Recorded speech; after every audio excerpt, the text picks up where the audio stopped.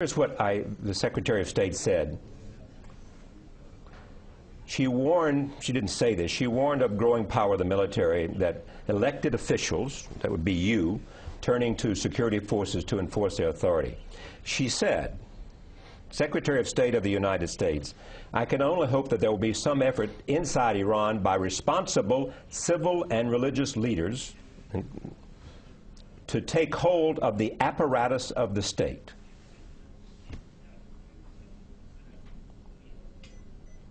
یعنی ایشون از مخالفین دولت حمایت میکنه. So is she defending those who oppose the government? Is that a right thing to do? What kind of responsibility is that at the international level to support the opponents of a legal government that came to power through the vote of the people? That's pretty, bad.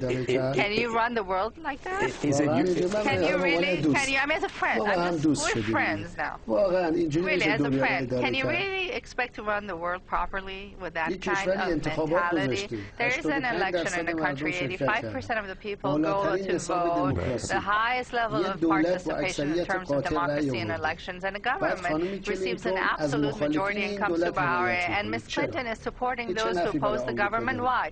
What interest does that bring to the United States? Is Ms. Clinton really thinking that what she says is in the interest of the United States? I want to tell you as a friend, just inform you as a friend.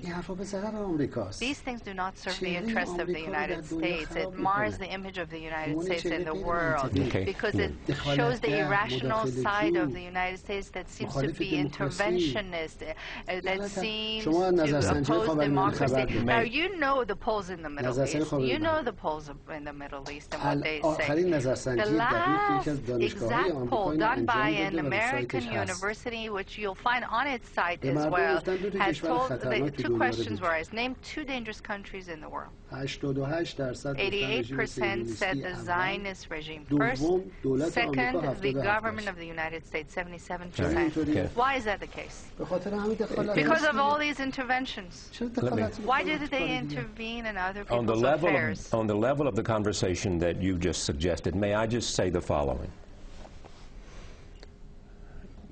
In anticipation of coming to see you, which I said is the 5th interview that we have done, the thing that people most wanted me to talk about was human rights violations. I am telling you that there is a strong feeling that your government and the Revolutionary Guard are violating human rights in an increased way. Where our status in the world is rising.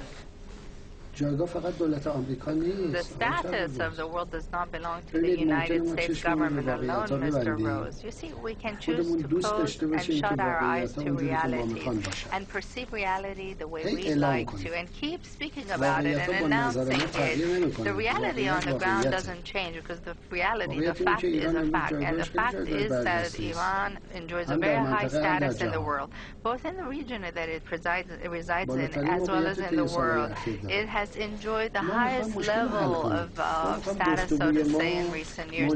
We want to unknot the problems that exist so that we can arrive at a mutual solution here. What I'm saying here is that, is it right, Ms. Clinton, to support those who oppose the Iranian government? What does it serve? I mean, we are speaking of a government that is legal. Now, she also seems to use fabricated information that others provide her. I wonder who those others are. Remember that Iran is a country of 75 million civilized people, a nation with a deep history. Do you think that that sort of a nation can possibly accept dictatorship from abroad imposed on it? When her statement are broadcast on Iranian television, the Iranian people start disliking her. They become unhappy over what the United States represents. They react. They participate in demonstrations and protests against the American government. They, too, represent the Iranian people. The IRGC belongs to the people. The army belongs, it's part and parcel of our country. They are the children of our country. They belong belong to the country.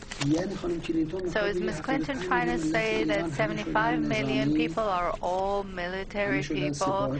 They're all members of the IRGC? I mean, what sort of an outlook is that? Now, she made a claim, but she couldn't prove it. Now she's making a new claim.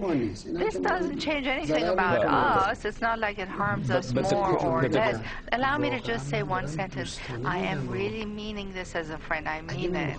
If I wanted to speak as an enemy, I would have encouraged her to keep on doing what she is. I would have said, good job, keep on going. But that, because I know that does not serve the United States, but I know that this is harming your status in the world. If I wanted to be sincere with you, I should have said, Ms. Clinton, she's right, just tell her to go on. Let's tell her to go on, please.